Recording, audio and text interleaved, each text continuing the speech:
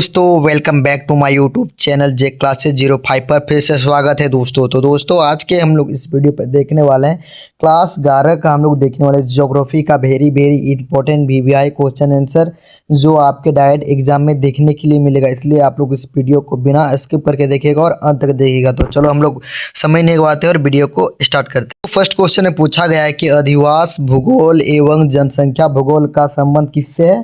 तो किससे है दोस्तों? तो एक का जो राइट आंसर जो होगा वो ऑप्शन नंबर सी में देगा, मानव भूगोल से। ठीक है दोस्तों, अब क्वेश्चन नंबर 2 की ओर बढ़ते हैं दोस्तों। तो क्वेश्चन नंबर 2 में पूछा गया है कि प्रारंभिक वायुमंडल में किन तत्वों की अधिकता है। तो किन तत्वों की अधिकता है दोस्तों?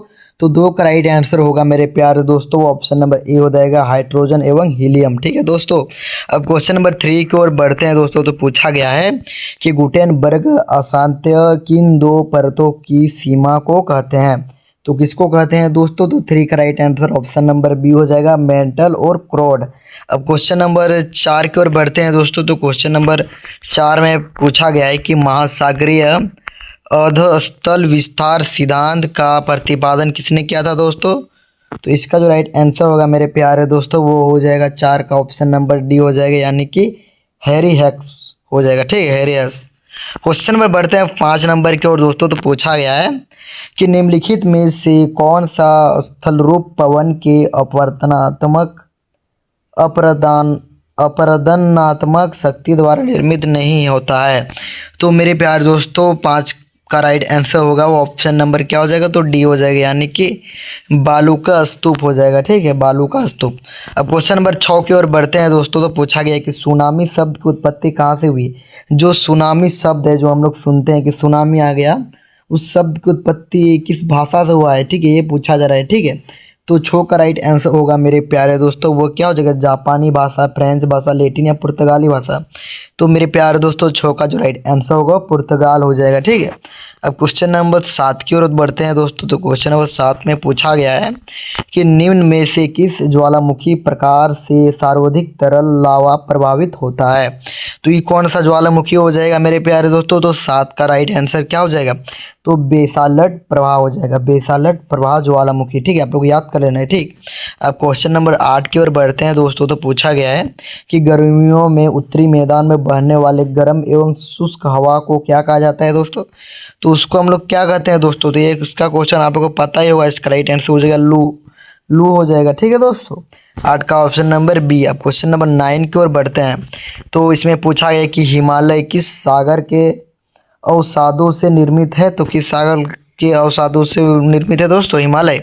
तो मेरे प्यारे दोस्तों इसका जो राइट आंसर जो होगा मेरे प्यारे दोस्तों वो आप सभी का क्या हो जाएगा? तो ऑप्शन नंबर बी में देखिए क्या दिया, तो आर्कटिक सागर हो जाएगा। ठीक है, अब क्वेश्चन नंबर अब बढ़ते हैं। अब सॉरी दोस्तों 9 का राइट आंसर होगा वो टेथिस सागर हो जाएगा। ठीक है, ये नहीं होगा। ठीक है मेरे प्यारे दोस्तों, क्वेश्चन नंबर अब 10 की ओर बढ़ते हैं।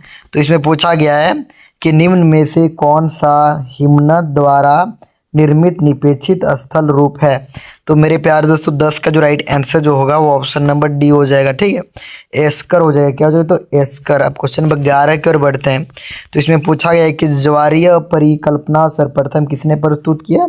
तो ये सर्वप्रथम किसने प्रस्तुत किया था दोस्तों? ज्वारीय परिकल्पना सर्वप्रथम किसने प्रस्तुत किया? तो 11 का राइट आंसर होगा मेरे प्यारे दोस्तों ऑप्शन नंबर ए में कहते हैं तो जेम्स और जेफरीज हो जाएगा। को क्या क्या हो जाएगा? जेम्स और जेफरीज हो जाएगा। अब क्वेश्चन नंबर 12 की ओर बढ़ते हैं दोस्तों। तो पूछा गया कि भौमिक प्राकृतिक आपदा के अंतर्गत निम्नलिखित में से किसे सम्मिलित कर सकते हैं। तो किसे हम लोग सम्मिलित कर सकते हैं मेरे प्यारे दोस्तों? तो 12 का राइट आंसर हो जाएगा ऑप्शन नंबर सी दिया गया है, भूस्खलन हो जाएगा, भूस्खलन। ठीक है, अब क्वेश्चन नंबर बढ़ते हैं अब 13 नंबर की ओर दोस्तों। तो क्वेश्चन नंबर 13 में जो पूछा जा रहा है दोस्तों कि आपदा प्रबंधन अधिनियम कब पारित किया गया। तो ये कब पारित किया गया था दोस्तों? तो इसका जो राइट आंसर होगा मेरे प्यारे दोस्तों 13 का ऑप्शन नंबर बी हो जाएगा, 2005। अब क्वेश्चन नंबर 14 कर बढ़ते हैं। तो इसमें पूछा गया कि भारत का प्रथम जीव मंडल निश्चय कौन है। तो क्या हो जाएगा मेरे प्यारे दोस्तों? तो 14 का right answer option number D हो जाएगा, नीलगिरी। अब क्वेश्चन नंबर 15 की ओर बढ़ते हैं। तो इसमें पूछा गया है कि चंदन किस प्रकार के वन में पाए जाते हैं। जो चंदन है, लाल चंदन या चंदन है, वो किस प्रकार के वन में पाए जाते हैं दोस्तों? तो क्या हो जाएगा? तो पर्णपाती वन हो जाएगा। आप लोगों को याद करना है कि पर्ण क्या हो जाएगा? तो पर्णपाती वन। ठीक है, इसी में ही लाल चंदन पाया जाता है। ठीक है, क्वेश्चन पर अब बढ़ते हैं दोस्तों अब 16 नंबर की ओर। तो इसमें पूछा गया है कि निम्नलिखित में से किन पहाड़ियों में चेरापूंजी और मानसीराम स्थित है दोस्तों। तो कौन सा पहाड़ी हो जाएगा मेरे प्यारे दोस्तों? तो क्या हो जाएगा? तो खासी, गारो, नागा, जयंतिया हो जाएगा। तो इसका जो राइट आंसर होगा 16 का ऑप्शन नंबर ए हो जाएगा। क्या हो जाएगा? तो एक खासी हो जाएगा। ठीक है, अब क्वेश्चन पर बढ़ते हैं अब 17 नंबर की ओर। तो इसमें पूछा गया है मेरे प्यारे दोस्तों कि निम्न में से कहाँ महाद्वीपीयता अनुभव की जाती है। तो मेरे प्यारे दोस्तों 17 का राइट आंसर जो होगा वो ऑप्शन नंबर डी हो जाएगा, हरियाणा। ठीक है, अब क्वेश्चन नंबर 18 की ओर बढ़ते हैं दोस्तों। तो इसमें पूछा गया है, क्या पूछा गया है कि इनमें से कौन सा कथन प्रायद्वीपीय नदी के बारे में सही है। ठीक है, तो कौन सा सही है मेरे प्यारे दोस्तों? तो 18 का जो राइट आंसर मेरे प्यारे दोस्तों जो होने वाला है, जो होगा वो हो जाएगा ऑप्शन नंबर डी हो जाएगा। ठीक है, ऑप्शन नंबर डी में क्या दिया गया है? तो उपयुक्त सभी। ठीक है, मतलब आप लोग देख लीजिए क्या क्या होगा। तो ये इसका ए भी हो जाएगा, यानी कि प्रायद्वीपीय नदी एवं सुनिश्चित मार्ग पर चलती है, ये भी हो जाएगा। अब ऑप्शन नंबर बी भी हो जाएगा, इन नदियों का प्रभाव मानसून की बारिश पर निर्भर करता है, ये भी सही है दोस्तों। और यह नदियों बारहमासी नहीं, और ये नदी बारहमासी नहीं है। तो इसका राइट आंसर होगा ऑप्शन नंबर डी, उपयुक्त में से सभी हो जाएगा। ठीक है, अब क्वेश्चन नंबर 19 की ओर बढ़ते हैं। तो पूछा गया है कि गांधी सागर बांध किस नदी पर बनाया गया है। जो गांधी सागर बांध जो बनाया गया वो किस नदी पर बनाया गया दोस्तों? तो चंबल नदी, कोसी, महानदी, गोदावरी। तो मेरे प्यारे दोस्तों 19 का जो राइट आंसर जो होगा ऑप्शन नंबर ए हो जाएगा, चंबल नदी पर बनाया गया। ठीक है, अब क्वेश्चन नंबर 20 की ओर बढ़ते हैं दोस्तों। तो पूछा गया है कि भारत में कोयला उत्पन्न करने वाला संरचना कौन सा है। तो धारवाड़, विघयन, विधियन। ऑप्शन नंबर सी में देखिए कि कुडप्पा।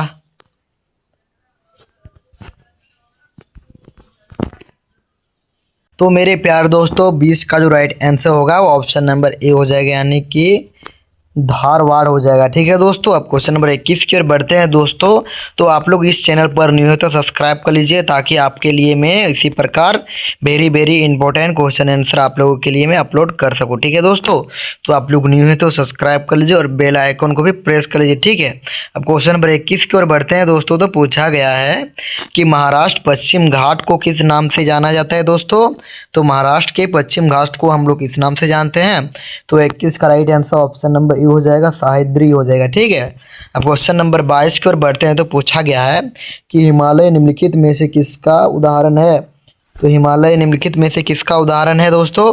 तो 22 का जो राइट आंसर होगा ऑप्शन नंबर ए हो जाएगा, नवीन वलित पर्वतमाला हो जाएगा। ठीक है, क्वेश्चन नंबर 23 कि पाक जल डमरू मध्य चीन के बीच स्थित है दोस्तों। तो 23 का जो राइट आंसर होगा ऑप्शन नंबर बी हो जाएगा, यानी कि मन्नार की खाड़ी और बंगाल की खाड़ी। ठीक है, अब क्वेश्चन नंबर 24 की ओर बढ़ते हैं। तो पूछा गया है कि इंदिरा गांधी नेशनल पार्क कहाँ स्थित है। जो इंदिरा गांधी का जो नेशनल पार्क कहाँ स्थित है दोस्तों? तो 24 का right answer option number B हो जाएगा, पश्चिमी घाट। अब क्वेश्चन नंबर 25 की ओर बढ़ते हैं दोस्तों। तो पूछा गया है कि तरंगों में जल की गति होती है, जो तरंग है उसमें जल की गति क्या होती है दोस्तों? तो 25 का right answer option number C हो जाएगा। ऑप्शन नंबर सी में क्या देगा है? तो एक तरंगों में जल की गति होती है, गोलाकार होती है। ठीक है, अब क्वेश्चन नंबर अब 26 की ओर बढ़ते हैं दोस्तों। तो क्वेश्चन नंबर 26 में पूछा गया है कि सागरीय जल की औसत लवणता कितने पीपीटी है दोस्तों। तो मेरे प्यारे दोस्तों कितना पीपीटी है इसमें पूछा गया, सागरीय जल की औसत लवणता। ठीक है, तो इसका जो राइट आंसर जो होगा मेरे प्यारे दोस्तों ऑप्शन नंबर बी हो जाएगा। ऑप्शन नंबर बी में क्या दिया गया है? तो क्या हो जाएगा? तो हो जाएगा ऑप्शन नंबर में 35 हो जाएगा। ठीक है, अब क्वेश्चन नंबर हम बढ़ते हैं अब 27 नंबर की ओर कि उच्चतम लवणता वाला वान झील किस देश में स्थित है दोस्तों।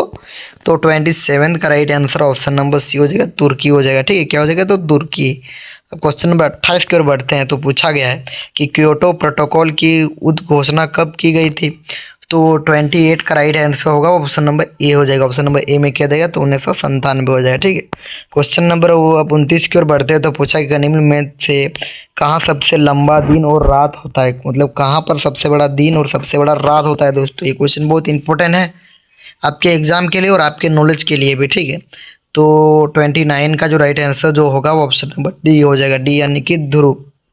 क्या हो जाएगा? तो ध्रुव हो जाएगा, ठीक है। 29 का ध्रुव। अब क्वेश्चन नंबर 30 की ओर बढ़ते हैं। तो इसमें पूछा गया कि संपृक्त वायु किस दिशा में संपृक्तित नहीं रहेगी? तो मेरे प्यारे दोस्तों 30 का राइट आंसर जो होगा वो ऑप्शन नंबर सी हो जाएगा, यानी कि तापमान के बढ़ते बढ़ते। आप लोगों को 30 का भी समझ में आ गया। क्वेश्चन नंबर 31 की ओर बढ़ते हैं। तो पूछा गया है कि पछाप बादल की ऊंचाई औसतन कितनी होती है दोस्तों?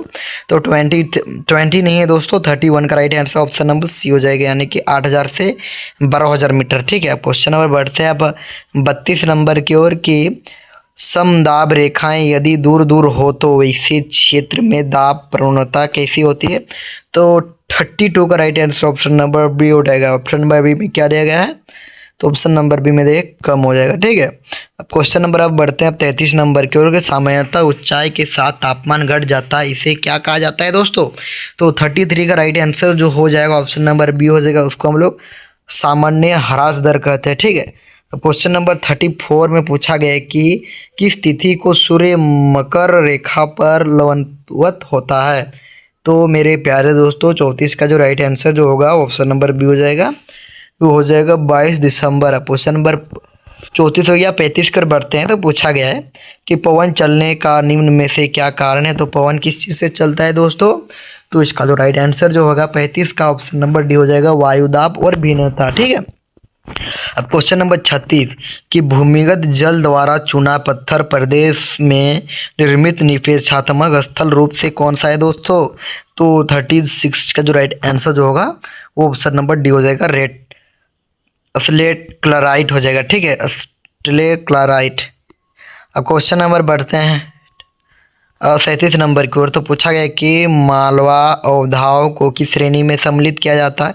तो 37 का right answer option number D हो जाएगा, त्रिप्रवाही बृहत बृहत संचलन। क्वेश्चन नंबर 38 कि भौतिक उपक्षय के लिए सबसे महत्वपूर्ण है?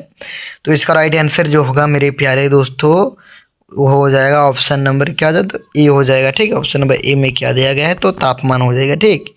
अब क्वेश्चन नंबर 39 में पूछा गया कि पृथ्वी का सबसे बड़ा मुख्य प्लेट निम्नलिखित में कौन सा है? तो 39 का ऑप्शन नंबर बी हो जाएगा, यानी कि यूरेशियन प्लेट। क्वेश्चन नंबर 40 कि भूकंप अभिकेंद्री के 105 डिग्री से 145 डिग्री तक में किस भूकंपीय तरंग का छाया क्षेत्र विस्तृत होता है? तो 40 का right answer option number C हो जाएगा, पी और एस तरंग, मतलब ये भी, तो ये भी सही है, ठीक है।